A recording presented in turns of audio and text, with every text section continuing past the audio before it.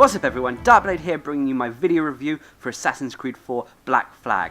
Developed and produced by Ubisoft, Assassin's Creed 4 was released on October 29th for the Xbox 360 and PlayStation 3, but it will also be released on various other platforms over the next coming month.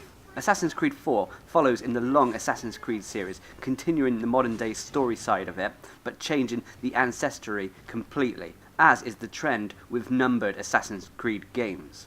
Moving away from Connor of Assassin's Creed 3, we now follow Connor's grandfather, Edward Kenway, during the golden age of piracy. This in itself is a very interesting move, but does it pay off? Well, I'm pleased to say that for me, this is one of the best Assassin's Creed games out there. It expands on all that I love of the series. Firstly, let's talk about the story. Whilst it's not the best story ever to be written, it is still compelling.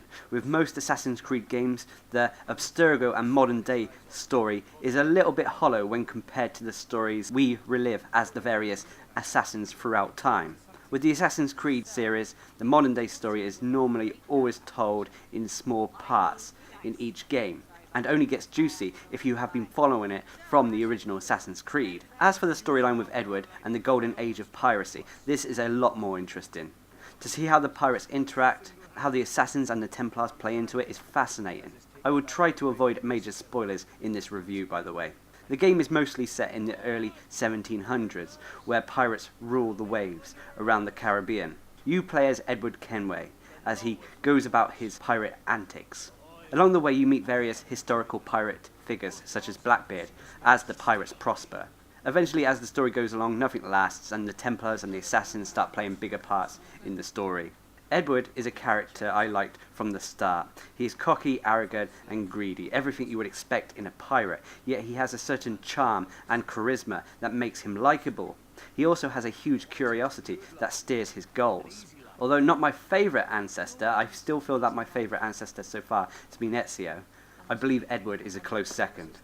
The story was good in my opinion and keeps you going. It's long enough to make the game feel worth it. The ending to me was okay, it wasn't the best in the series, but by no means the worst. The only thing I can say is that there was no real strong links to what Assassin's Creed 5 might be, unless you take the time to read the files and the extras that you find in the modern day side of the game.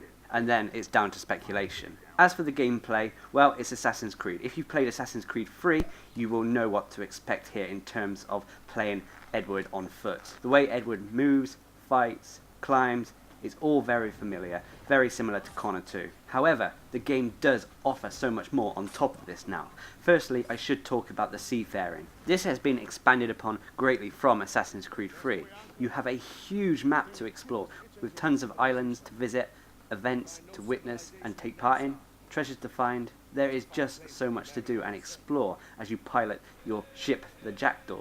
This alone is one of the highlights of the game. It gives you so much to do while you explore the oceans. Then there's naval combat, which has been ironed out a lot and made more in depth. You now have to take on various ship types, use different tactics to try to bring down these different ships. You also have to contend with Poseidon, as he can, from time to time, throw the dangers of the ocean at you. This is all hugely enjoyable. The game is also great with there being very little in the way of tutorials before you can actually start exploring. Unlike other Assassin's Creed games, you can start plundering and exploring early into the game, which is a great change, and players who love to explore will absolutely adore that you don't have to go through tons of tutorials before you can start doing this. You can also now go diving thanks to the diving bell and explore areas of the ocean floor for treasures.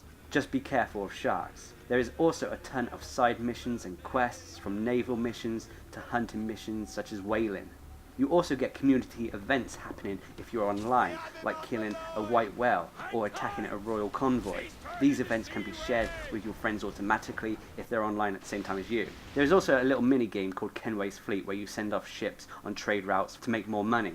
Add to this, you also have your own pirate island, you have a crafting system to make more items, you have ship upgrades to improve the Jackdaw, you can even change the Jackdaw's appearance. There is literally so much to do. The story must be around 15 to 20 hours long, but if you were to do everything, this easily means you can go 80 hours or more. This can be countless if you add the multiplayer experience to this as well. Mind you, these times I'm mentioning are just for me. Some people might complete it quicker, some people might go slower. I, for example, have a very bad tendency not to use fast travel because I enjoy the sailing around the ocean so much, and this can take up a lot of time sometimes. The graphics in Assassin's Creed 4 are hard to judge, as I have only played it on the PlayStation 3, so I can only go from the PlayStation 3 experience, but I assume they are similar on the 360. This game for me really does push the PlayStation 3 to its limits, but it makes the game look good. Okay, in some places it can still look a little bit bleak, but these are normally when you're looking far off into the distance and the textures haven't loaded properly. However, there are some places in the game that look absolutely amazing. For example, sailing at night in a storm looks fantastic.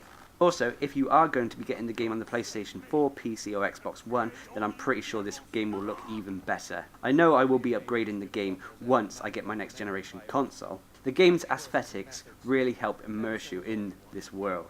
I love that I really did feel like I was in the Caribbean and partaking in a pirating adventure. The voice acting in the game is some of the best I've heard recently as well, with various accents coming out very strong, especially with some of the accents being so close to home from where I live.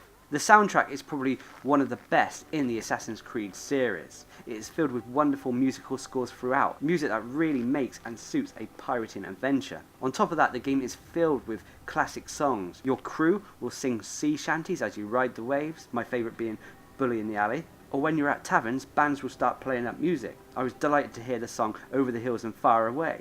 As with all new Assassin's Creed games, the multiplayer makes a return. This again is much the same as we already have seen. Things have been tweaked and added to make the game feel more accessible for players out there though, I feel. But if you have played the Assassin's Creed multiplayer before, you will know what to expect.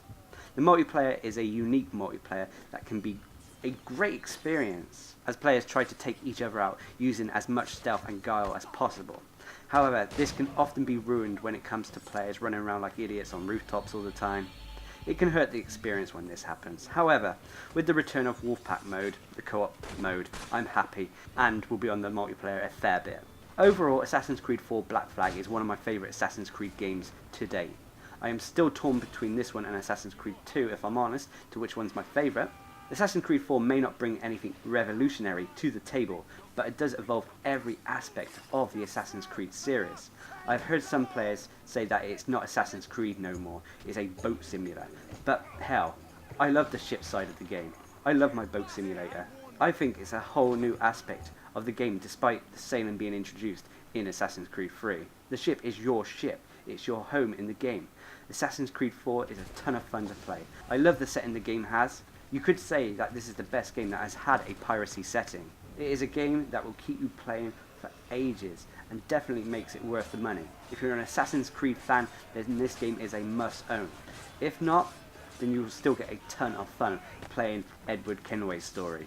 Now if you excuse me, I need to get back to my ship for there's a plundering to be had. I've been Darcblade bringing you my video review for Assassin's Creed 4. Hope you enjoyed the video and see you next time. Yeah. We'll meet again, lad. In this world. Or the one below.